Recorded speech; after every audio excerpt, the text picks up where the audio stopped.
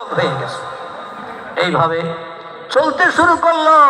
ইবলিস শয়তানে পর্যন্ত সুযোগের সদ্ব্যবহার করে রহিমাকে বিপদে ফেলার চক্রান্ত করেছিল।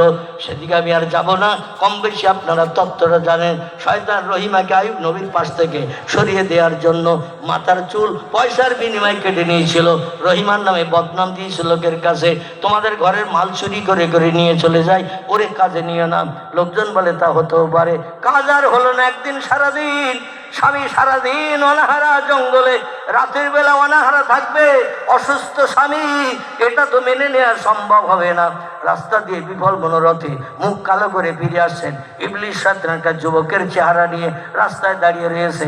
বলে মানান তামাস মুখে, কে আপনি, আপনার নাম পরিচয় কি? বলে আমি পয়গম্বর আইয়ুব নবীর বিবি। বলে আইনা তাজাহাব, যাচ্ছেন কোথায়? বলে কাজ করতে গিয়েছিলাম, বাড়িওয়ালারা কাজে নেয়নি, এজন্য কোনো খাবার দেয়নি, জঙ্গলে যে স্বামীরে কি খাওয়াবো, দুশ্চিন্তাগ্রস্ত হয়ে মুখ কালো করে যাচ্ছি। আমার স্বামী অসুস্থ মানুষ, চলতে পারে না, ফিরতে পারে না, উঠতে পারে না, বসতে পারে না। আমার মাথার চুল ধরে ধরে ওঠে, আমার মাথার চুল ধরে ধরে বসে। এত রোগাগ্রস্ত হয়ে গেছেন আমার স্বামী। খাবার তো আজকের পেলাম না, কি খাওয়াবো চিন্তা করছি। শয়তান বলল আমি খাবারের একটা ব্যবস্থা করে দিতে পারি। বলে কি ব্যবস্থা করবেন? বলে আপনার মাথার চুল দেখতে খুব সুন্দর, ঢেউ খেলানো চুল, এই চুল যদি আপনি আমার